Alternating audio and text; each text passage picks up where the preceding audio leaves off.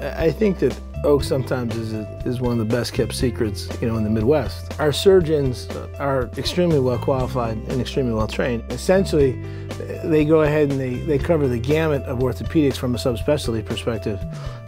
Our sports medicine program, I don't think is second to anyone. Musculoskeletal conditions in general affect the joints. The degenerative conditions affect both the neck, the spine, hips, knees. So it's almost, they coexist on the same patient, multiple degenerative conditions, and that's where our relationship, I think, with the Oak Orthopedic Groups has been a very, very good one. You'd be hard-pressed to find a place in the country that does the volume of total joints that we do here at Oak and that we do at Riverside. We not infrequently go back and forth with patients who have either a back condition or a hip or knee condition, and we treat them simultaneously. It's been a good 5 or 6 years since I first met Liz. She was, one of my star patients and still is one of my star patients.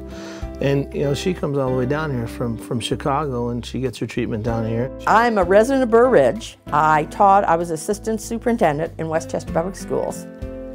And then I retired and went to SIU and worked. And my daughter finished her master's in special ed at the U of I. She had fallen and there was a hairline fracture. And she was referred because she was coming up here to teach to Oak, and she saw Dr. Ellis. And being a daughter of 45, of course she says, you ought to take a look at my mother. And Dr. Ellis says, okay. And he took a look at me and my knee kind of gave out on me. And he says, I'll see you next week. So that's my start with Oak.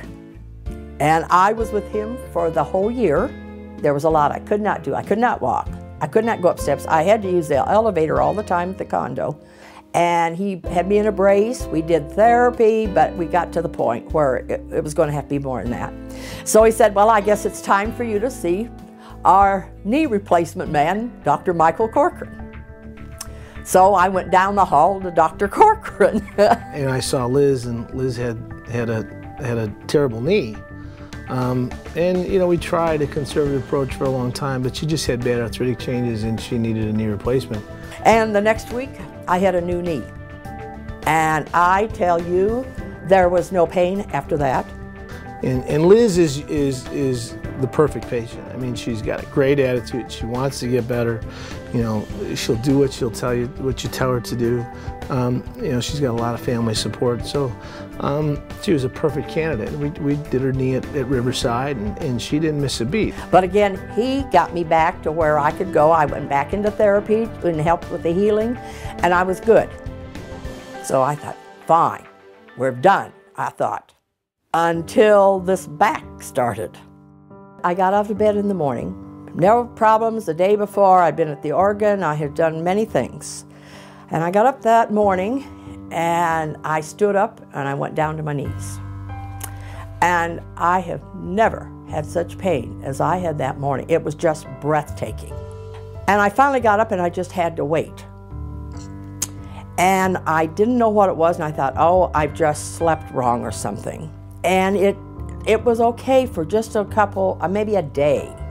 And this would come back on me, even walking around the house. I didn't know. Or if I'd reach above my head in the closet or something, I never knew what was going to happen. And I said one day, I reached up in the cupboard and I dropped 2 plates. It hit me and I just lost everything for just a minute. So that's the pain I had. And I went in to see Dr. Corcoran. And he says, I think you need to get to Dr. Santiago right away to see what's going on here. I'm concerned at this point. It's early spring, a lot of music wrap up at the church. I no longer play the harp because if I sit, I raise my arms. With the pedals on the harp, I just didn't know when something would hit. And I was really scared. So the harp I just put the cover on my harp and forgot it.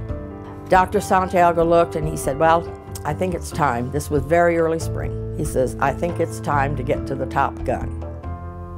I said, okay, and where am I going now? And he said, you're going to go see Dr. Jimenez over at Riverside. Liz was referred to us by the orthopedic group. and she basically was very limited as far as her activities, and what I recall the most is the organ. I know she loved the organ, and she was not being able to participate in her church functions and in what she loved to do. And he walked in professional, confident, with a smile on his face, very easygoing, low-key, not one of these guys that come in, okay, now what's wrong with you? But came in and talked and read my chart, asked me this and that, and you had complete confidence. I knew right then that whatever he wanted to do was fine with me. So it was a matter of evaluating her, determining that she had a spinal condition that would benefit from one of our minimally invasive treatment techniques. And it was the minimally invasive surgery. But when he got in there to do the correction on the discs, then he found this cyst on my nerve. And that's what had caused that excruciating pain, not a continuous, but on and off. There was enough pain otherwise, but this was the pain getter. From the time I walked into that office, and there was Lynn at the desk, helped me all the way.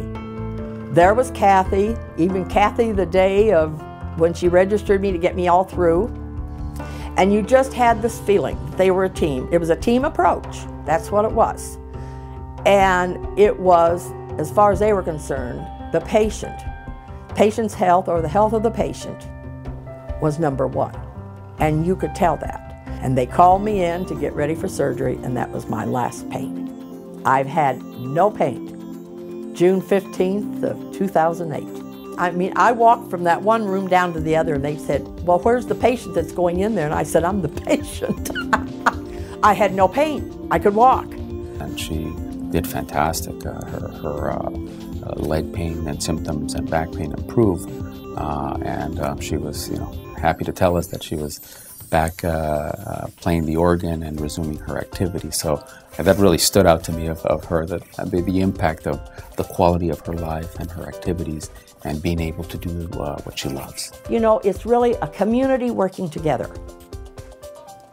Oak, Riverside, whomever else, the doctors that come in to do surgery there, it's a working. I think we've been recognized these past 2 years with the Spinal Surgery Excellence Award. And I think it speaks to what we do, but being evaluated from the outside. We can say all we want about what we do, but to really have an objective exterior evaluation of our outcomes, hospital stay, complications, morbidity, mortality, etc.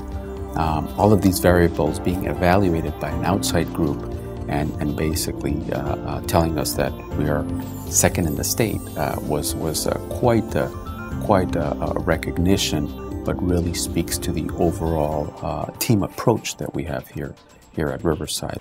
So I think of the 4 men, I couldn't have got better ones. Couldn't have got better ones. They were all partners in medicine.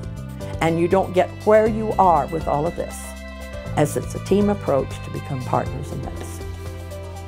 That is what I consider Oak, and I will go nowhere else. I will go nowhere else. It's really when it's all said and done, and we've treated a patient, and I meet them here in the office, and either the patient or a loved one expresses their gratitude and says, thank you. I can play the organ. I can, do my gardening. My function, my life has been restored. I think that's the moment that I'm most grateful about, being able to help our patients and allow them to return to their what they love doing. When I have 4 men like that have put me back on my feet, and I'm now doing everything I did before any of this happened. With my harp every day, I'm with at the organ about 4 to 6 hours a week practicing. Don't have to worry about a foot going to sleep or getting a pain. I just go. But at night when I go to bed, I say, thank you, God. I'm back with my health.